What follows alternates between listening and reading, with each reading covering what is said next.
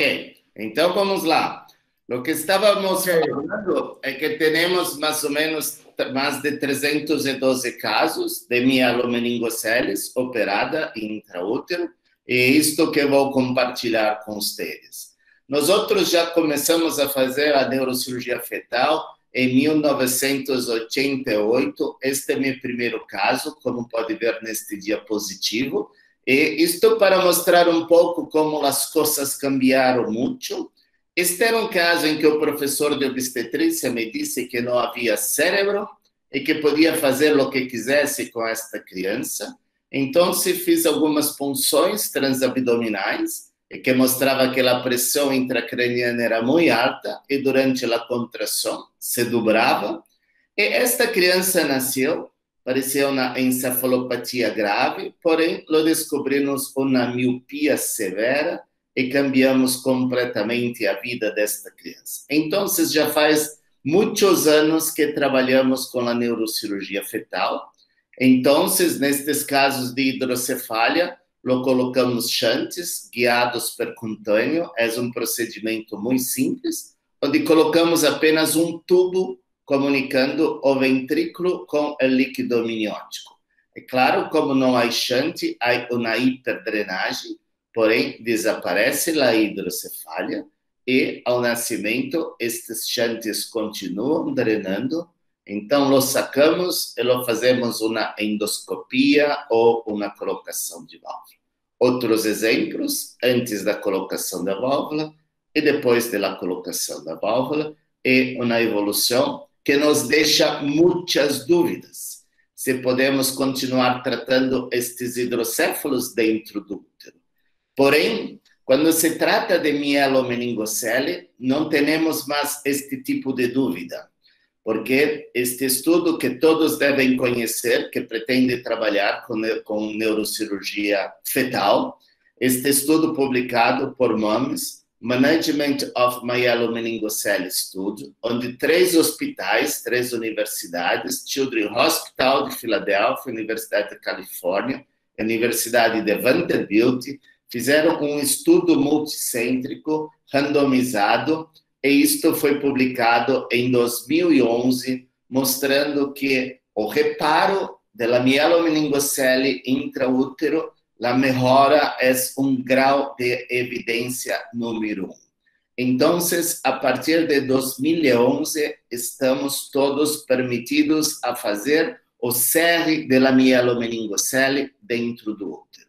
E qual é o goal? Por que lo fazemos isto? Solamente para evitar a hidrocefalia.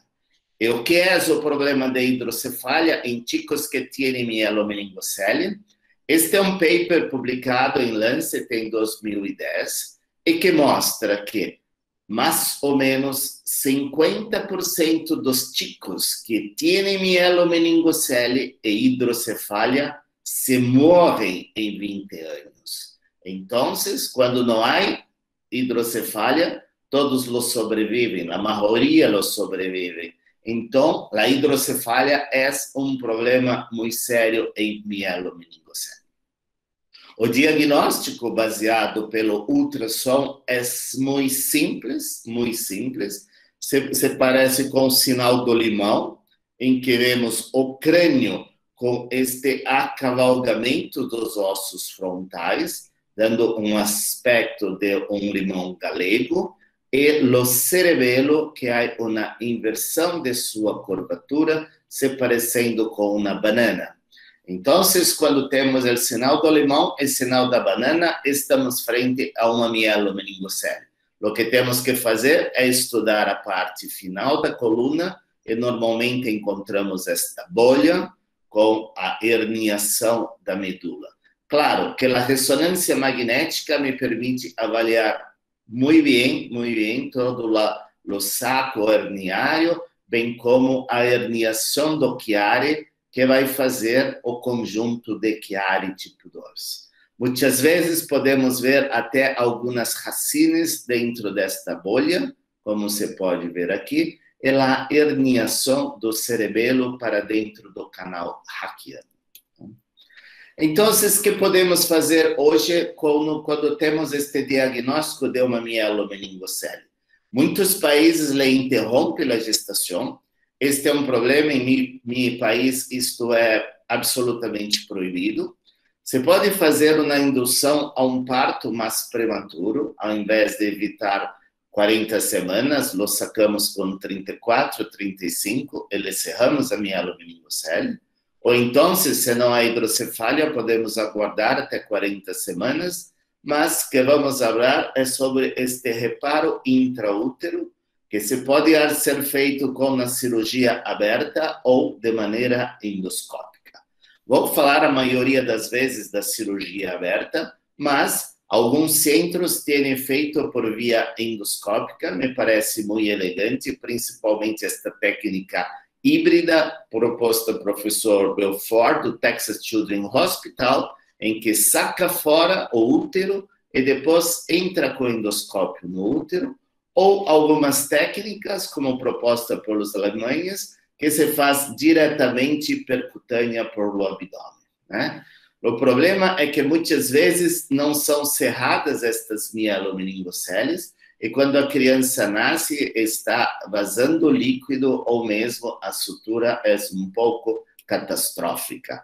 E muitos destes casos se associam à presença de chiari sintomático e teremos que fazer uma descompressão da fossa posterior e uma reoperação de mielomeningocele. Por isso que a maioria de meus casos são por la cirurgia aberta. E o que se pode fazer com a cirurgia aberta? Mesmo mielomeningoceles que são muito amplas, como esta, que vai de L1 a ST4, se pode cerrar intraútero, como se pode ver aqui, a mielomeningocele cerrada, né?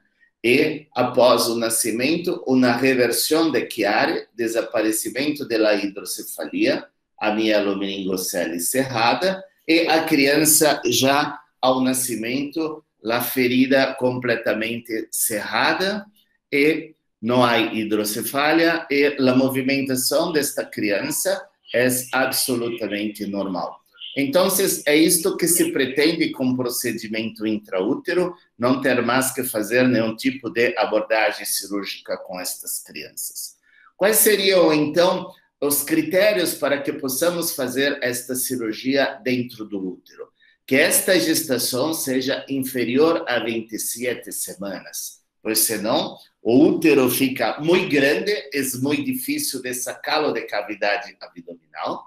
Ter defeitos abaixo de T12, acreditamos que defeitos acima de T12 levam a uma paraplegia completa, então não vemos muitas indicações de operar lesões acima de T12. Quando não existe este tipo de cifose, como se pode ver aqui, porque já ocorreu na destruição da medula, e quando também não há hidrocefalia, quando o tamanho do ventrículo é menor que 16 milímetros. Claro que estes foram critérios propostos por Lomomes, que estava tentando fazer um estudo comparativo. Hoje, podemos ser não tão criteriosos, por assim dizer, algumas pequenas alterações poderemos ter. Por exemplo, outras contraindicações, quando a madre há problemas cardíacos, torácicos, de coagulopatia, quando temos oligohidrâmio ou polidrâmio, porque podemos estar frente a uma alteração sindrômica, outras malformações fetais importantes, distúrbios cromossômicos, doenças infecciosas, e o que é importante, uma gravidez gemelar. Note que aqui temos dois chicos, dois meninos, um com o taille da cabeça absolutamente normal e o outro com uma ventriculomegalia gigantesca. Claro que não podemos expor este irmão, que é normal, a uma cirurgia intrauterina para cuidar de seu outro irmão. Então, nestes casos de gravidez gemelar, é uma contraindicação para a cirurgia. E como lo fazemos, né? Utilizamos substâncias uterolíticas, uma anestesia epidural e geral, pode ser uma raquianestesia, um monitório constante desde o feto, quando de madre, fazermos uma laparotomia, a abertura do útero, No passado, anestesiávamos o feto com fentanil. Hoje sabemos que não há necessidade de fazer. A anestesia que se dá à madre passa por la mão. Fechamos a mielomeningocele, fechamos o útero e recolocamos na cavidade abdominal. Então, esta cirurgia pode ser feita com lupa ou com microscópio. É uma cirurgia feita a muitas manos, obstetra, dos neurocirurgiões. Damos estes pontos de reparo na cavidade uterina, fixando a membrana amniótica, depois com uma pequena incisão com bisturi, seguida da colocação destes fórceps cardíacos, né?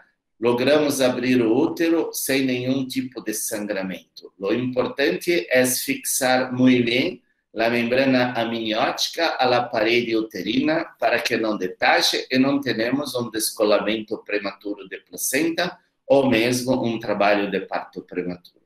Então, abrimos o útero com tesoura, depois evidenciamos a mielomeningocele e temos que liberar. Há um ligamento que fixa muito rígido a mielomeningocele, a la dura mater, então temos que soltar. Então, aqui já estão vendo a cavidade uterina aberta, uma incisão de mais ou menos 4, 5 centímetros, isto depende do tamanho da mielomeningocele. E agora vamos dissecar o placódio, liberando a medula da aracnoide. Vamos soltando esta membrana que está atrapada. Todo o caso de mielomeningocele, temos uma medula atrapada, então temos que liberar. E isto é a parte mais importante da cirurgia fetal. Liberar a medula da dura mater, como pode ver aqui, é muito fixa. Pois então, se não liberamos, vamos continuar com uma medula presa, um terteré de corda que vai nos dar problema. Então, note que aqui a medula já está toda solta, toda liberada, né? Fazemos o mesmo aspecto em cone da medula. E depois disso, vamos tratar de achar uma aponeurose. Muitas vezes, a dura mater está aderida à aponeurose, então estamos liberando, cerramos esta membrana, que é muito importante, a dura mater atrapada à aponeurose. Com isso, temos um tecido um pouco mais firme, para que se pode cerrar com um fio 5 zeros, que não é tão fino, e agora estamos refazendo o tubo neural que estava aberto, cerrando, né, a dura mater e cerrando a pele do feto. Depois de cerrado a pele do feto, fechamos o útero, recolocamos o líquido amniótico e colocamos o útero à cavidade uterina. Estes são nossos primeiros 2 crianças que operamos dentro do útero, né? Um de São Paulo, outro de Nordeste de Brasil, que normalmente se encontram e têm uma evolução muito boa. Né? Então, esta é uma análise de 307 casos, 6 casos que fizemos antes do MOMES, então interrompemos por um período longo até 2011, né, aguardando o resultado de MOMES, e passamos a analisar estes casos. Então, note que a diferença de nosso grupo com outras madres de estudo americano e de outros hospitais americanos, do Texas Children e de outros hospitais, temos que, no nosso grupo, a primigesta foi muito mais frequente que em outros grupos, né? Aquele de Filadélfia, né? O tempo que se gasta para fazer uma cirurgia é ao redor de 2 horas, não é um tempo muito, muito grande. No passado, 22% de nosso grupo apresentavam trabalho prematuro e temos 1% de descolamento de placenta e nascimento após a cirurgia imediato. Também tivemos 4 casos de óbitos fetais, isto nos primeiros anos, quando começamos a operar. Isto é similar ao que aconteceu no MOMES e o que aconteceu também em Filadélfia.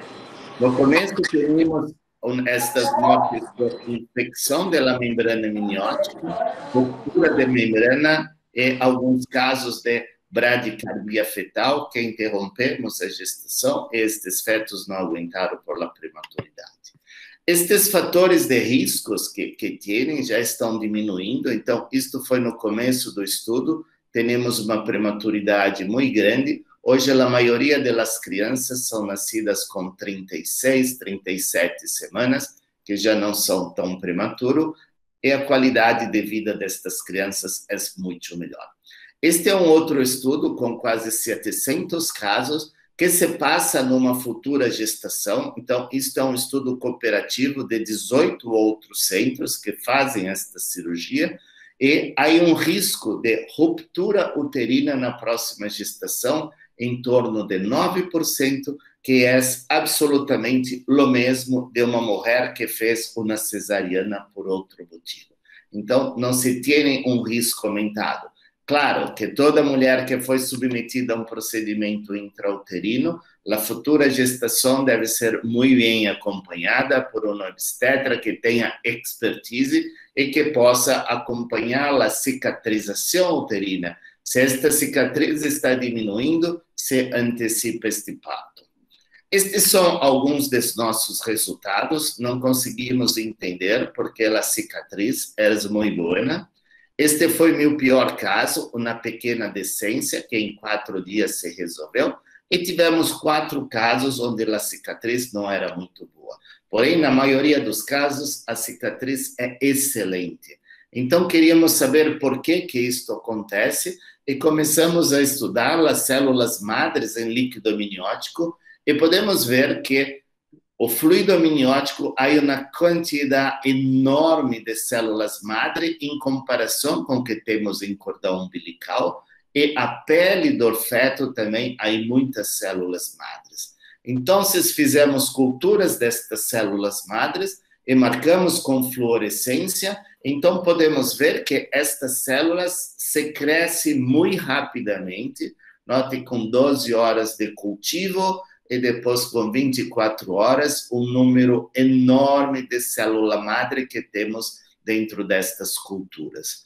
Então, tratamos de estudar o que se passa, se são realmente reparadoras, e produzimos uma isquemia em um animal de laboratório, e podemos ver o cérebro deste animal de laboratório após uma isquemia transitória, e tratamos estes animais com célula madre de líquido amniótico.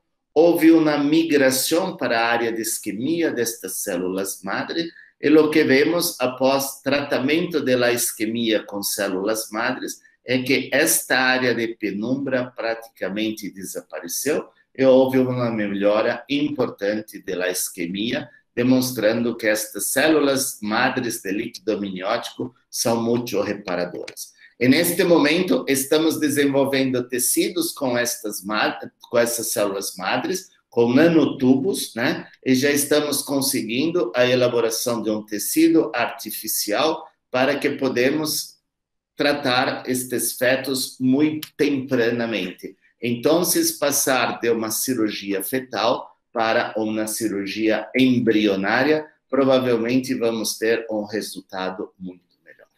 Agora vamos abrir um pouquinho o que se passou com relação à colocação de válvula nestas crianças, a colocação de shunt.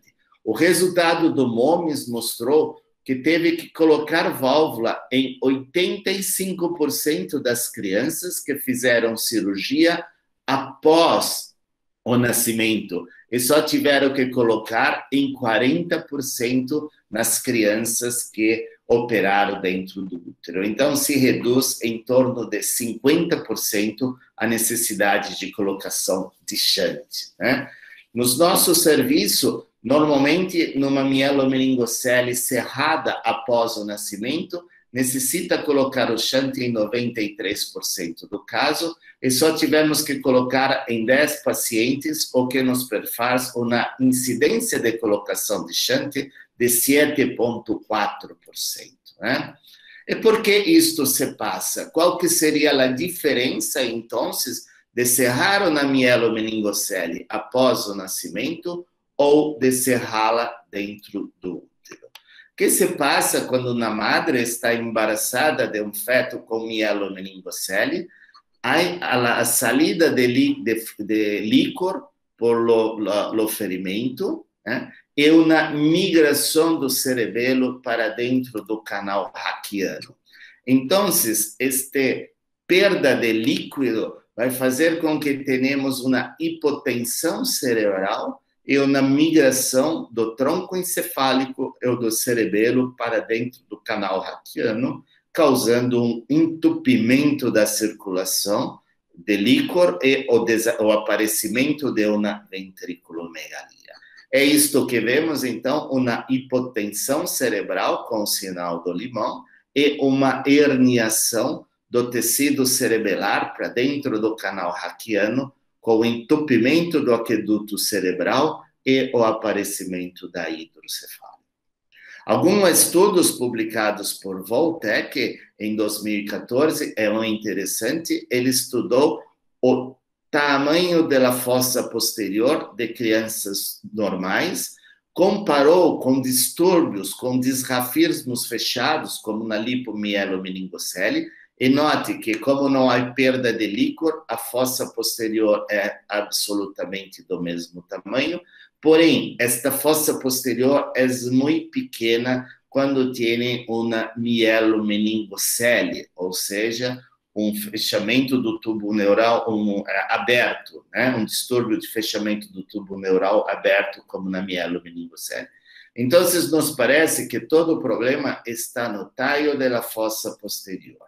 Então, passamos a estudar estas alterações da base do crânio, o ângulo anterior, o ângulo de Welch e o ângulo esfeno-supra-occipital. Este ângulo da fossa posterior.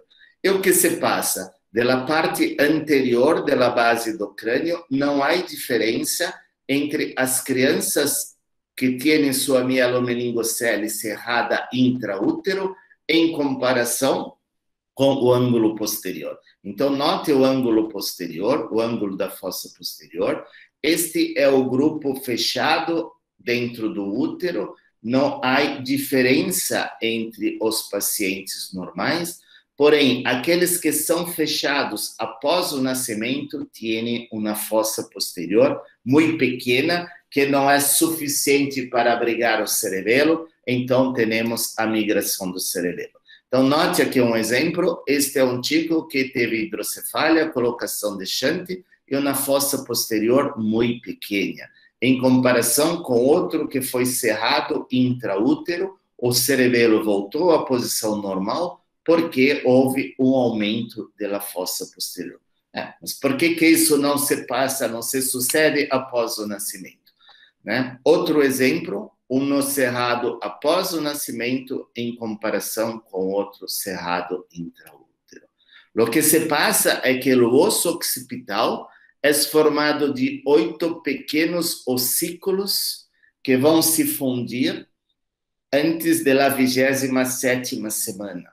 Então, se temos uma hipotensão cerebral, estes ossos se fundem mais tempranamente e já definem o talho da fossa posterior. Isto podemos comprovar com esse trabalho de Matsumura, que fez um estudo sobre a ossificação do osso occipital, e ao redor de 27 para 28 semanas já ocorre um fechamento, o osso occipital praticamente se torna único. Então, quando cerramos a mielomeningocele antes de 27 semanas, não é o cerebelo que muda de posição, é sim a fossa posterior que cresce e o líquor pode circular. É como se abríssemos uma botella de champanhe, Como pode ver aqui, uma hidrocefalia por Chiari tipo 2. Após a cirurgia, o cerebelo migra para cima, a fossa posterior aumenta su taille e desaparece a hidrocefalia. Outro exemplo, a mesma coisa, uma mielomeningocele bastante ampla, com Chiari tipo 2, o fechamento, a cirurgia intrauterina, e um mês após, a mielomeningocele cerrada, o cerebelo em posição normal e o desaparecimento da hidrocefalia. Este ângulo antes da cirurgia e o ângulo após a cirurgia com aumento da fossa posterior. Tá? Então, note um exemplo, um dos primeiros de nosso grupo, esta criança com 6 meses de idade. Note que podemos notar todas as alterações cerebrais, a genesia parcial do corpo caloso, aderência intertalâmica muito ampla, lâmina quadrigêmea em bico, porém, não há mais chiari, a luz fossa posterior está muito ampla, e esta chica tem um desenvolvimento absolutamente normal, sem a necessidade de colocar a válvula.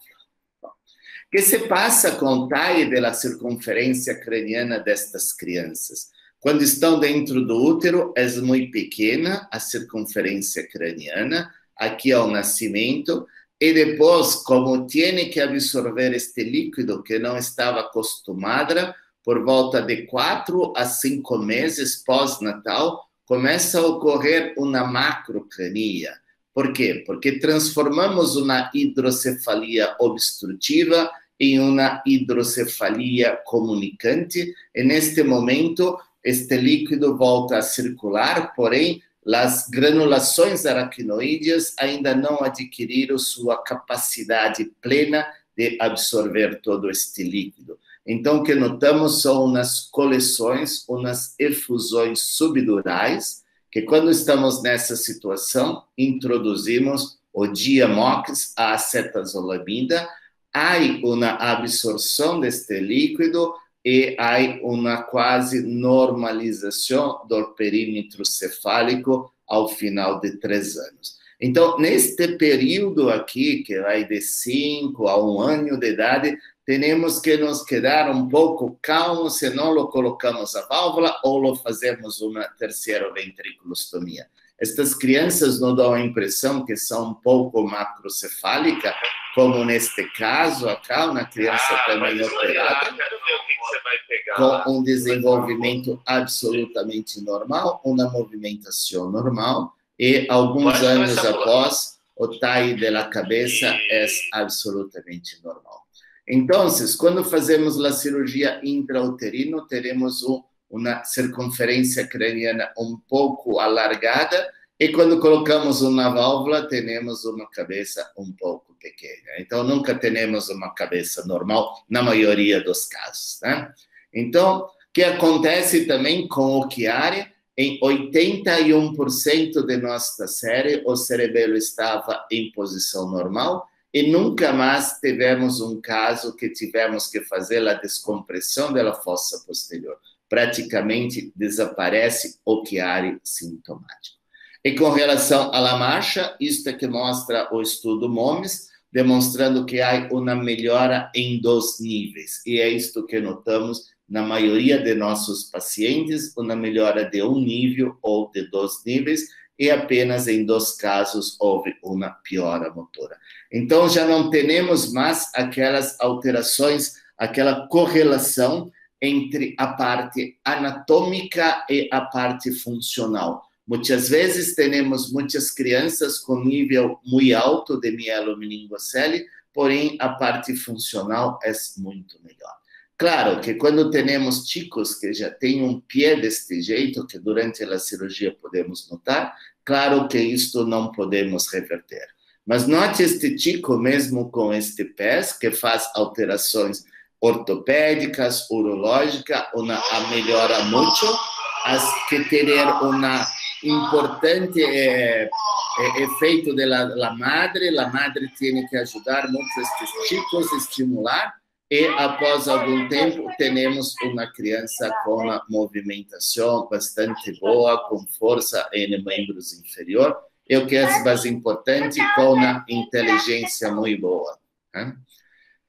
Algumas vezes podemos ter tetrergicorde, nestes casos, uma medula anclada, e na maioria das vezes é por a presença de tumores epidermoides. Temos isto não muito mais que após operarmos estas crianças após o nascimento, mas nesta situação temos que reoperar estas crianças. Os mesmos se passa por um esfíncter, há uma pequena melhora do esfíncter, porém isto ainda não está muito claro se podemos melhorar estas crianças do ponto de vista esfincteriano. Então, se temos uma grande experiência em los CR de lo Chiari tipo 2, que é a mielomeningocele, e temos problemas em Chiari tipo 3, que são as encefaloceles, a migração de tecido encefálico para fora da cavidade craniana. E nesta situação, então, ficamos pensando, será que não existe um lugar para cerrarmos estas encefaloceles ainda dentro do útero, né? Claro que quando já temos um conteúdo muito grande de tecido cerebral e uma microcefalia, estes casos, mesmo com a cirurgia intrauterina, mesmo fazendo isto temprano, estes resultados não vão ser bons. Porém, temos alguns casos em a quantidade de tecido cerebelar herniado não é muito grande e temos mais um cisto.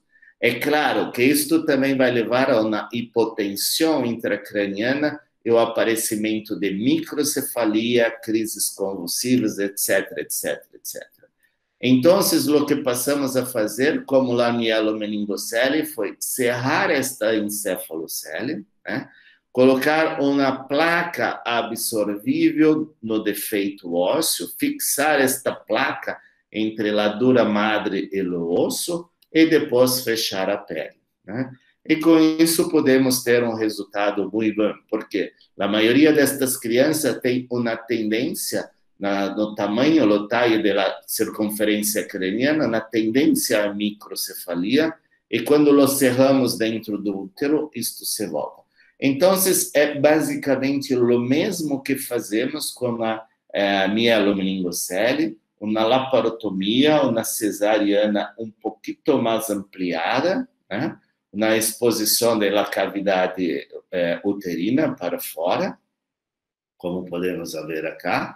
Então, estamos sacando o útero. Com isto já é muito possível identificar onde está a placenta, mas em todos os casos mapeamos a placenta com o uso do ultrassom, fazemos uma incisão em torno de 5 a 6 centímetros, colocamos este saco plástico, que é muito interessante, com isso se evita a perda de calor e se evita a hipotensão do feto. Então, aqui a primeira incisão, que é feita com bisturi elétrico, o restante é feito com tesouras. Colhemos o líquido amniótico para estudo de células madres, como havia dito. Expomos o útero com tesoura e lo fixamos a membrana amniótica à parede uterina. Estes fórceps cardíacos são muito interessantes, evitam que haja um sangrado da parede uterina e com isto o líquido fica muito bem. Neste momento, ao invés de expor a mielomeningocele, vamos expor então a encefalocele, né? Então aqui o útero já exposto, fixamos bem a membrana amniótica e agora vamos expor a encefalocele. Ela estava muito difícil de sacar por este buraco, então eu fiz uma punção, retirei um pouco de líquor, e olha que havia uma pressão muito alta. Quando tiro esta agulha, né, se continua jorrando líquor, como você pode ver. E agora, por causa desta perda de líquido, já é mais fácil de colocar para fora do útero, e lo cerramos como fazemos em qualquer outra encefalocele. Isto é muito interessante, uma transiluminação para vermos onde há tecido nervoso e onde há uma vascularização importante. E neste momento vamos abrir esta pele, identificar o tecido nervoso, né? Colocar para dentro o tecido nervoso, tirar o excesso de pele, como estão vendo aqui. Vamos colocar um daqueles clamps cardíacos e tirar o excesso de pele. Então, com isso, evitamos um sangrado e depois vamos coagulando lentamente. E agora, então, vamos colocar para dentro este pequeno tecido, esta pequena parte de tecido cerebral que está herniado. Muitas vezes esse tecido herniado apresenta uma certa gliose e pode ser a causa de crises convulsivas. Se vemos que há um tecido muito danificado, podemos sacá-lo fora. Então, aqui o tecido cerebral já foi colocado para dentro, né? Vamos tratar de fechar a dura madre. E depois de cerrado a dura madre, como estão vendo aqui, vamos colocar uma placa absorvível entre o osso e a dura madre, a fim de que tampe este agujero que há e que pode fazer uma pressão, e com esta pressão pode, de novo, fazer com que ocorra uma herniação. Então, aqui está separando o osso e a dura madre, e vamos colocar uma placa absorvível para que pare com este efeito de pressão. Então, uma placa absorvível que é esmoldada em água caliente, tratamos de colocar sobre o osso e a dura madre e lo fixamos com um fio absorvível. Com isso, conseguimos lograr o fechamento de todas as encefalocélias intrauterina e depois fechamos o subcutâneo e fechamos a pele. Pois estamos fechando e agora vamos fechar esta pele. Fechamos como fechamos a mielomeningocele, um fechamento da pele com fio absorvível 5-0. E depois vamos novamente soltar este feto dentro da cavidade amniótica. O obstetra fecha o útero e colocamos novamente o líquido amniótico e recolocamos o útero dentro da cavidade, o feto dentro da cavidade uterina, recolocamos o líquido amniótico e acabamos de serrar o útero. Uma vez cerrado o útero, ele é devolvido para a cavidade abdominal. Normalmente não recolocamos totalmente o líquido amniótico e depois fechamos como se fosse uma cesariana tranquilamente. Aqui outros exemplos de outros CRs de encefaloceles, Aqui o pré-operatório com herniação, pós-operatório já não há mais herniação. A criança muito bem, com o tamanho da cabeça normal, sem microcefalia. Outros exemplos, após o fechamento. Outras encefaloceles grandes, transdominação, fechamento, colocação de placa absorvível. Alguns casos temos associado hidrocefalia.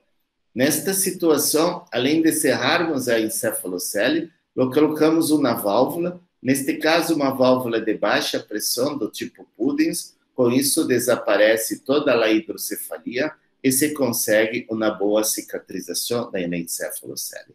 Este trabalho acabou de ser publicado no dia 11 de setembro, ele é de livre acesso, se vocês querem podem pesquisar, que foi a primeira vez que se ha publicado o CR de uma encefalocele intraútero.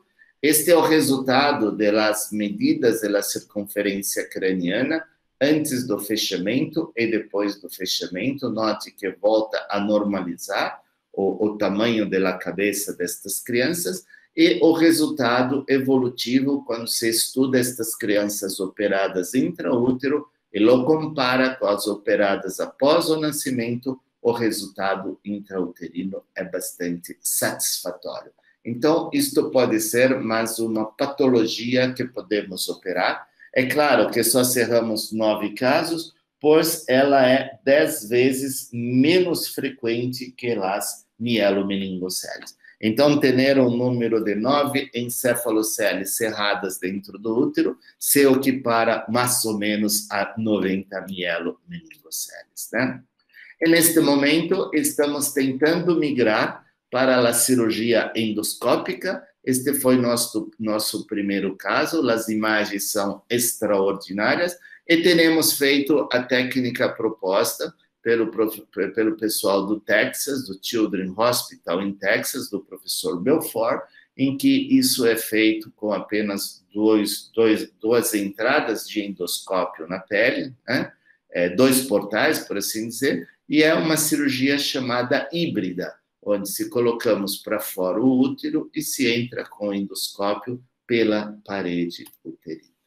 Bom, gostaria de concluir que o tratamento da mielomeningocele é possível de ser feito, traz várias vantagens em relação à cirurgia feita após o nascimento.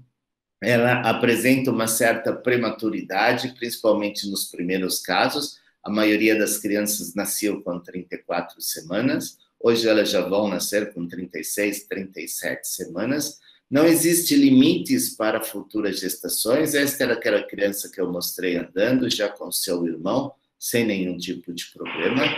Diminui o número de chances em 50%, pelo MOMES, em nossa série diminui em um número maior dos casos, apresenta uma baixa morbidade, e eu acho que todo o país, ou todo grande estado, toda grande cidade, deve ter centro que possa tratar essas crianças com doenças fetais, ou que pelo menos passe a estudá-las para oferecer algum tipo de tratamento para essas crianças.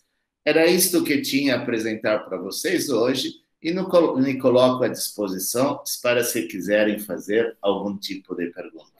Muitas graças.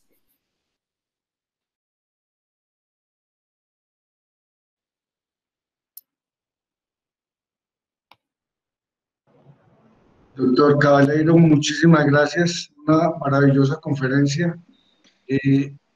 Yo quiero saber los comentarios de los expertos, de Eduardo y demás.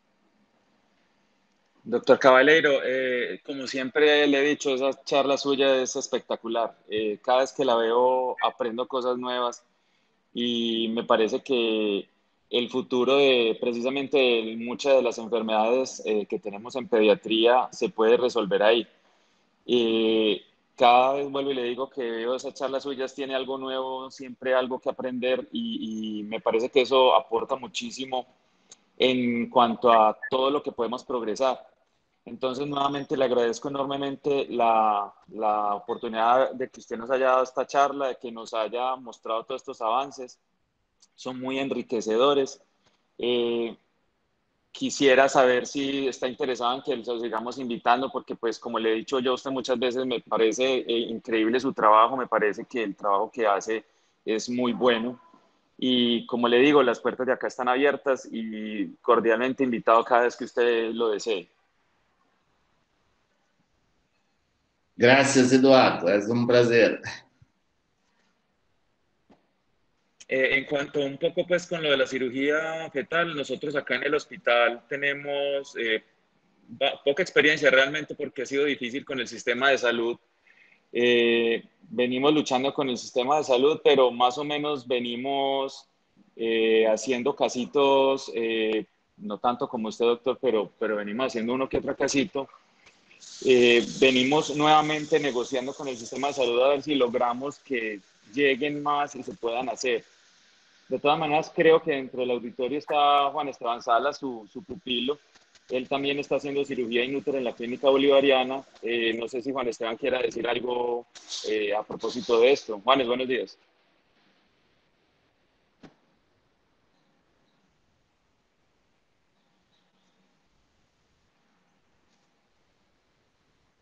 Bueno, no apareció, pensé, yo lo había visto que estaba ahí. Pero sí, Juan Esteban y yo somos los que estamos haciendo aquí en Medellín cirugía en útero, él en la clínica bolivariana, yo en el Hospital San Vicente de Paúl.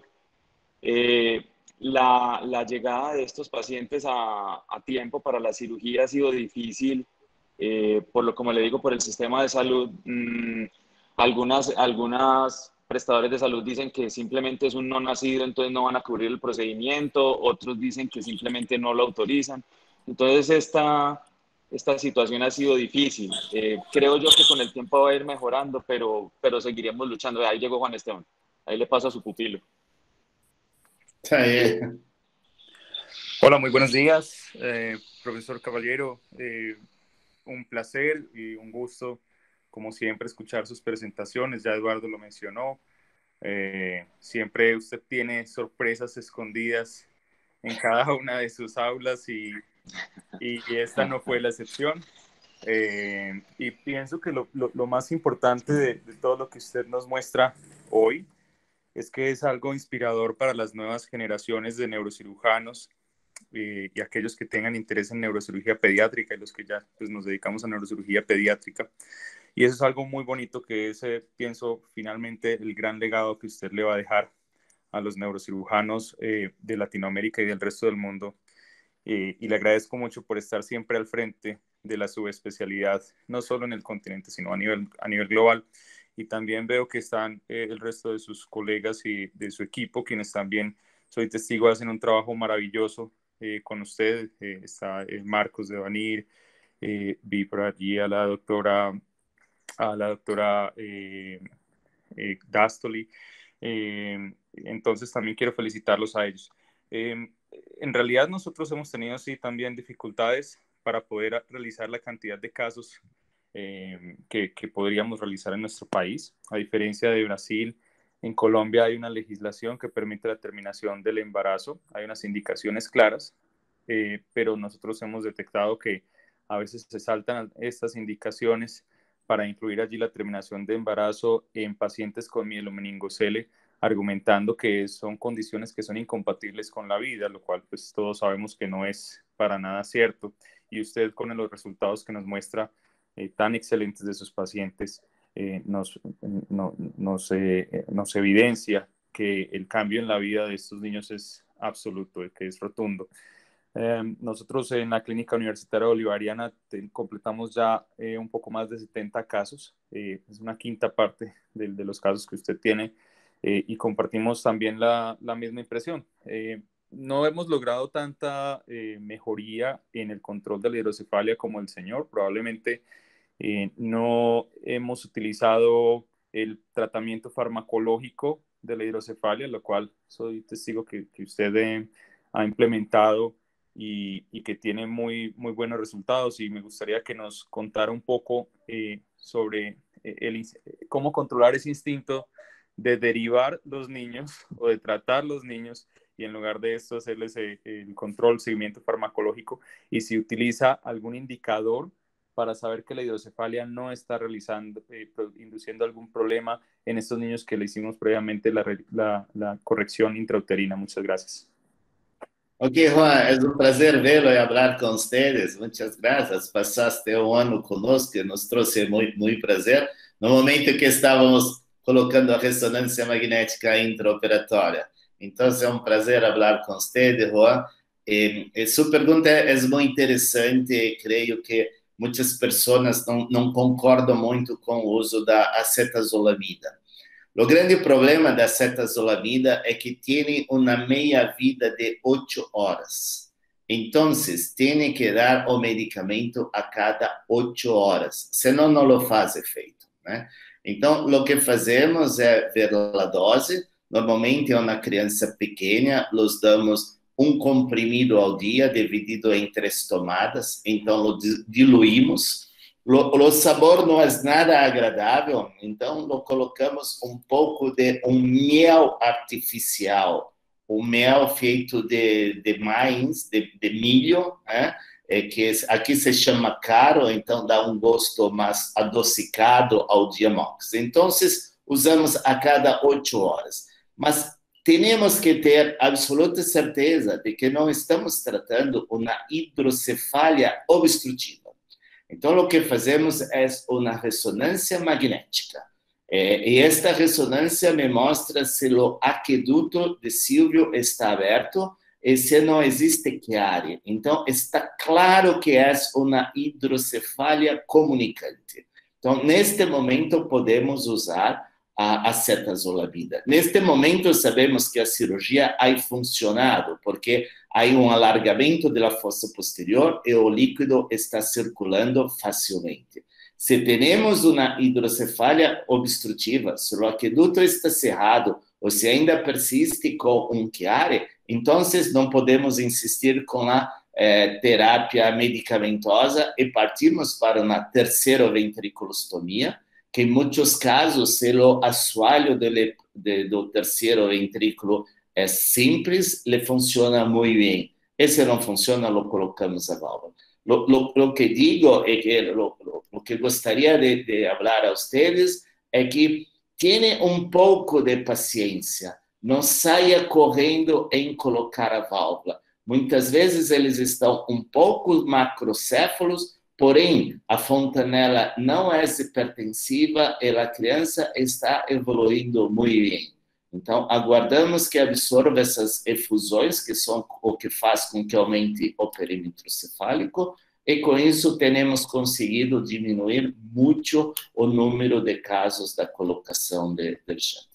Por outro lado, também, se neste momento, ao invés de usar Diamox, lo faz uma endoscopia, que não vai servir de nada, porque já é uma hidrocefalia comunicativa. Mas se faz uma endoscopia, vai drenar líquido, vai drenar a coleção, e com isso vai ganhar o tempo. Não é que vai funcionar a endoscopia, simplesmente ganha-se um pouco de tempo e com isso a hidrocefalia se resolve. Então, temos que ter um pouquinho de paciência.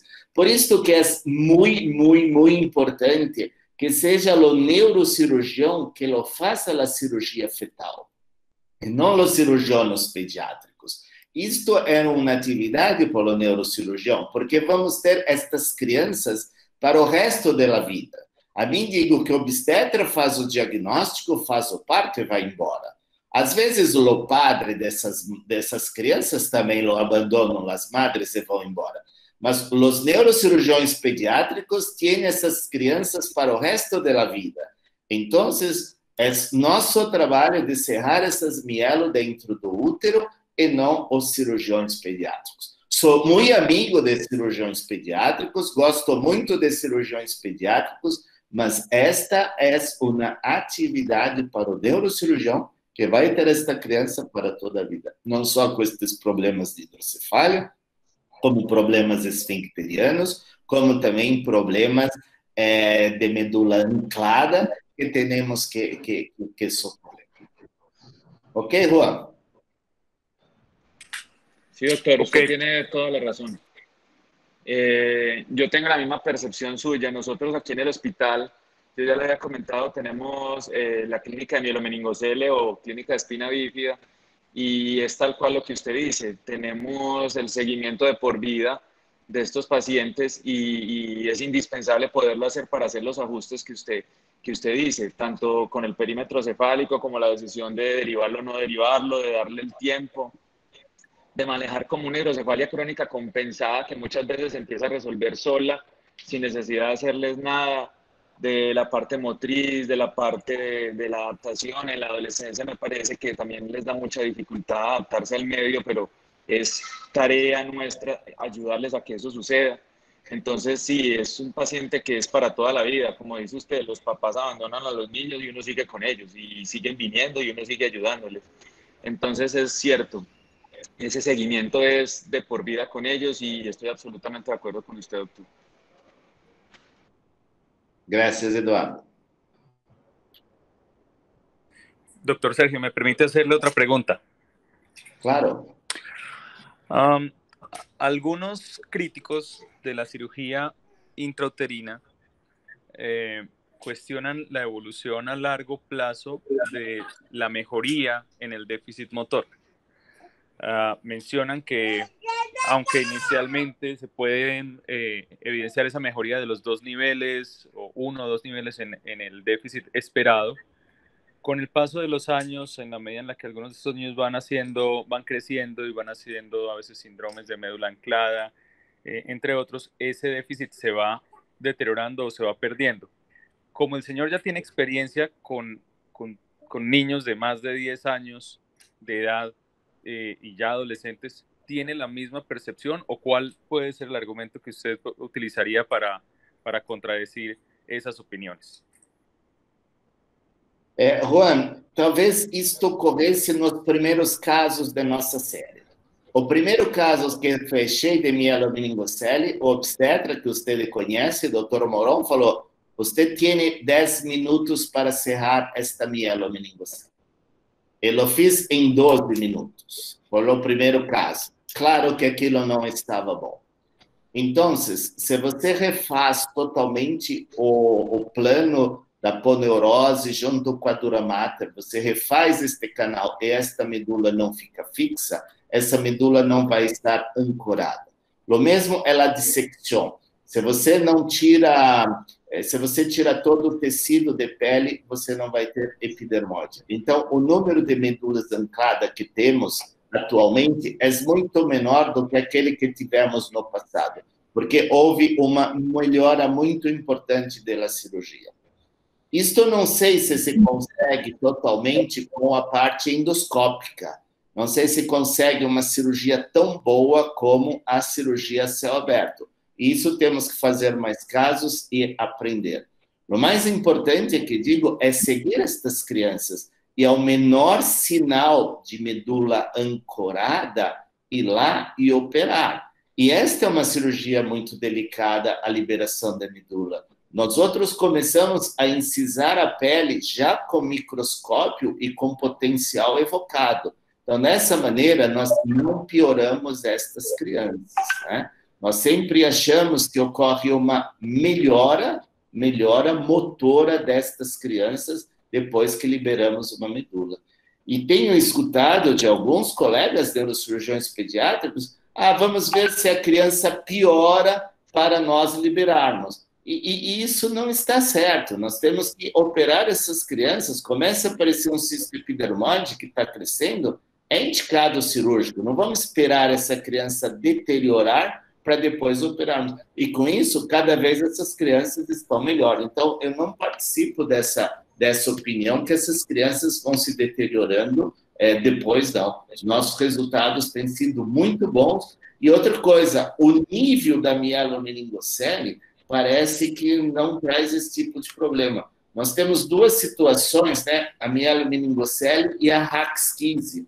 Na RAX15, como você não tem aquela bolha, o tecido nervoso está preservado. Então, às vezes, temos lesões L1, L2, e a criança tem uma movimentação absolutamente normal. E, às vezes, você tem uma mielomeningocele baixa, L4, L5, mas todas as raízes estão aderidas naquela bolha da mielomeningocele, e você vê que todas aquelas medulas estão deterioradas.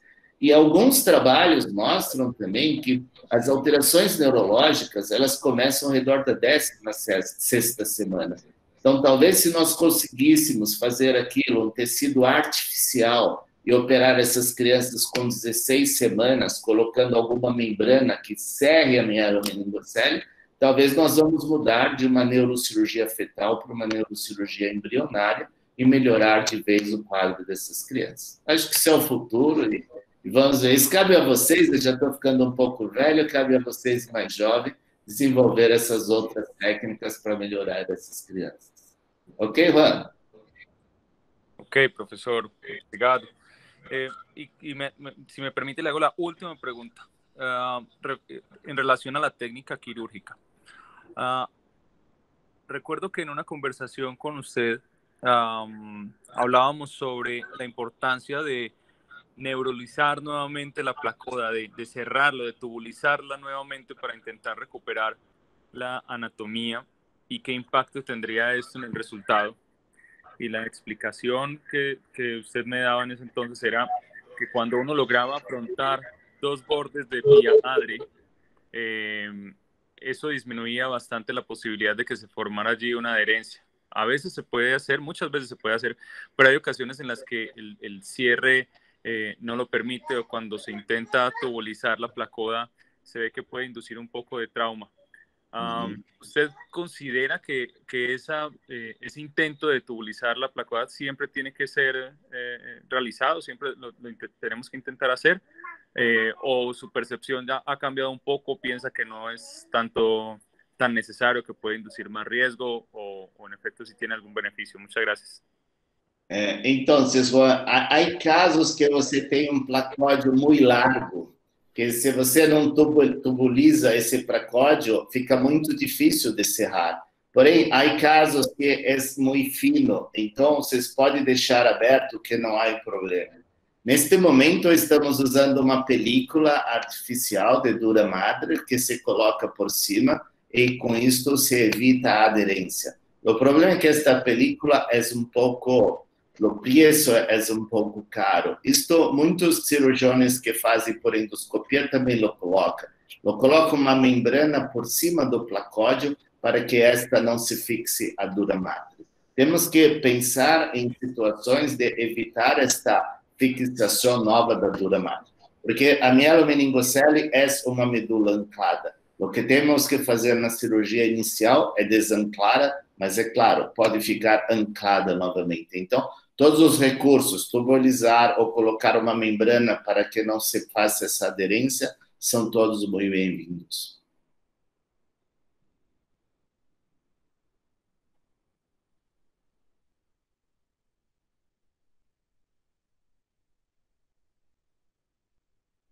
Ok? Sí, muchas gracias, profesor. Todo muy claro. ¿Alguien más tiene alguna pregunta para el doctor? Claro.